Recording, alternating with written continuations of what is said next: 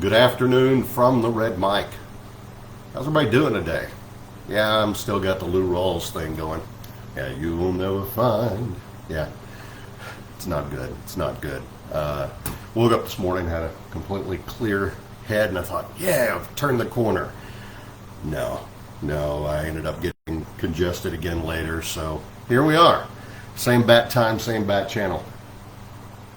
These Red Mic messages are leadership and life lessons I've picked up from 25 years as a public servant, 16 years as a youth football coach and scouting volunteer, and 10 years as a mediocre athlete with far more heart than actual physical ability.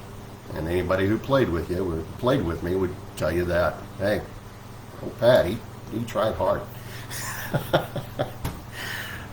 Speaking of trying hard, two-a-days in high school. Oh man, they were awful. But this was the time of year that I really ramped up the prep work for it, because I actually learned my lesson about preparing for football the year before high school, on the first day of 8th grade football. I found out later, a couple years later, that they purposefully were very, very hard on us because they were hoping that, frankly, that people would quit, would drop out. We had a lot of people playing, and they knew that if they if they kept everybody on the team, that it was going to be unwieldy. Well, so the first week, basically, they end up, pushing you really, really hard. But that first day, man, it was just brutal. I mean, I went in there and I thought I was in pretty good shape. Been playing football for a while, and it was my first day of middle school football, and we weren't even in pads yet. And I almost blacked out. I saw spots. Thankfully, it happened right before we got a water break. But holy moly. And then later that same first practice, a kid on our team, I'm not going to call him out, but anybody who played for the Zundy Eagles when I did will remember this. He ended up falling on the ground during a drill and landed in an ant bed. Why they had us, and this was red ants. This is not fire ants like we have now, thank goodness. But apparently he was allergic, and he got bit by a couple of them, and he puffed up, and they had to take him to the doctor and everything. He came back after a couple of days, and he kept going. And he played at least through JV, I think, in high school. He didn't play varsity, but yeah, that whole first week was about it was culling week. It was getting rid of the people who hadn't put in the time necessary to prepare for the prep, because that's all practice is. It's preparing for the games, right? You're going to play the way you practice. Well, if you don't prepare for practice, how are you going to know you're putting your best effort into it? So it's all about putting in that hard work.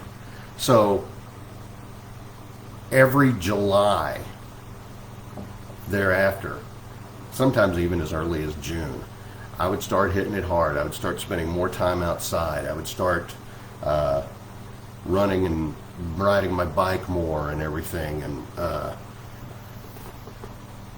can't remember if it was my junior year or my senior year. For the first couple of weeks of two-a-days, I actually rode my bike to practice. And the coach said, "Yeah, Fortner, you need to stop riding your bike. That's silly. You're gonna pass out on your way home." So I stopped riding my bike. He told me, he said that was just too much. If you don't put in the prep work, you could fall short in practice. And if you fall short in practice, what's the point? Because you're going to play the way you practice. Roger Federer said, there's no way around hard work. You have to embrace it. You have to put in the hours, because there's always something you can improve on. And that's Roger Federer, okay? It's along the same lines of, Michael Jordan saying that, he's missed 1,000 shots, but those shots weren't failures, because they prepared him for the ones that did go in, that sort of thing. So how does this relate to life and business? Okay, well, let's say you're launching a startup or a new business venture, or you're starting a new job. Research, networking, building your resilience to handle pressure of long hours, uncertainty. Just this morning, I asked my new boss if he would send me some of the documents that I'm going to be needing to deal with while I'm there. I thought, I'm not getting paid for it, but I mean, technically, yeah, I'm getting paid because I'm on sick leave right now because of COVID.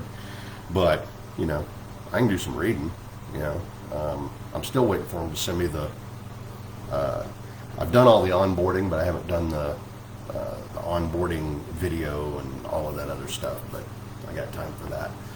So, do that. Prepare for exam periods. I used to write and rewrite my notes, my class notes, over and over and over, and add text and footnotes and stuff like that as a way to prepare for exams. And yeah, I did cram, but that was more trying to calm my nerves down than actually learn anything, because I knew you're not going to learn anything the night before a test. And anybody who ever says that they can, they're lying to themselves. They're fooling themselves. You have to prepare well in advance before those exams. Military training. I talked to a friend of mine. By the way, my friend Brad, who I've mentioned before, his financial situation is still dire because of his health. He's got some ongoing health issues. I will repost the link to his GoFundMe. He still needs some help. But I was talking with him earlier today, and I said, hey, and it just happened to come up in our conversation. I said, hey, this sort of relates to my red mic today. Can I talk about this? He said, yeah, sure. Well, he joined the Air Force after high school. And Brad was not a lean guy. To prepare for that, he actually went to, believe it or not, he went to the Army recruiting office and got a copy of their menu that they recommended for people who needed to lose some weight. And he dropped some weight, but he really didn't prepare any other way. And he said, if not for the grace and help of a couple of people in his boot class, literally dragging him across the finish line to finish his mile run, he wouldn't have qualified to finish boot, and he wouldn't have been in the Air Force. So there's that. And then there was another guy I knew, I'm not going to mention him by name because he didn't give me permission to share his story, but he joined the Marines, and from all accounts, and I'd never seen the guy work out in his life, but apparently for 8-10 weeks before he went off to boot, he was running, lifting, pull-ups, the whole 9 yards, and he got through Marine boot, without a trouble in the world. So again, put in the work or don't put in the work, and you're going to end up seeing the results on the back end of that. Of course, people who deal with emergency responses or crisis management, people in emergency services. A friend of mine works for the emergency response entity here in the state of Texas. And I would have loved to have talked to him about this, but of course he's still dealing with Hurricane Beryl stuff. Burl. It's one of those names I've never been able to pronounce right. So I didn't bother him, but people in emergency services and crisis management roles, they undergo simulations, they do training exercises, they do continuing education, all to deal with what they're going to have to deal with at some point, which is a high stress emergency situation. But how do they do that? They prepare in advance. They know the next time that hurricane comes barreling down, they've got the processes and the resources in place in order to triage as quickly as possible, figure out what do we need, where do we need it, why do we need it, how do we get it there, what's the fastest way.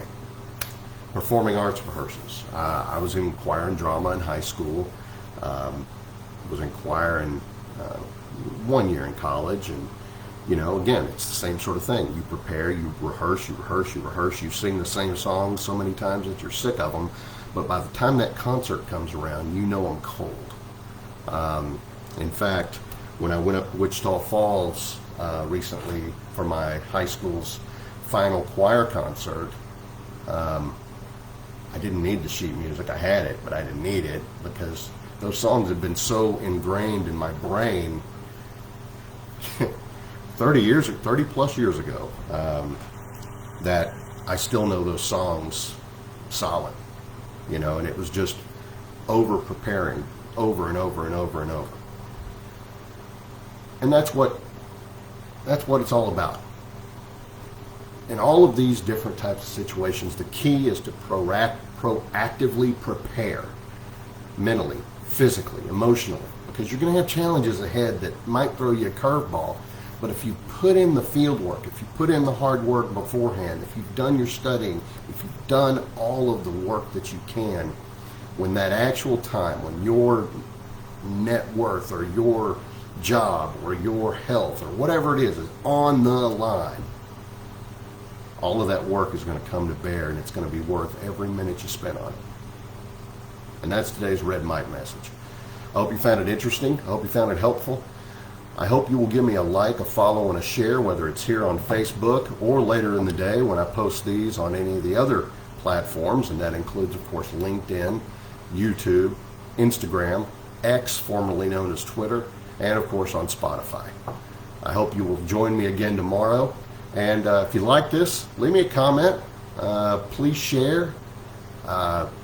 These messages don't get out to more folks unless you help, because I'm not spending a dime on this. I'm not going to spend any ad money, so sorry about that, Facebook/Meta. As Prince would say, you're on your own. So please help me out with a like, a follow, and a share. And I will see you tomorrow. But as always, remember, life is short. Drink the bourbon.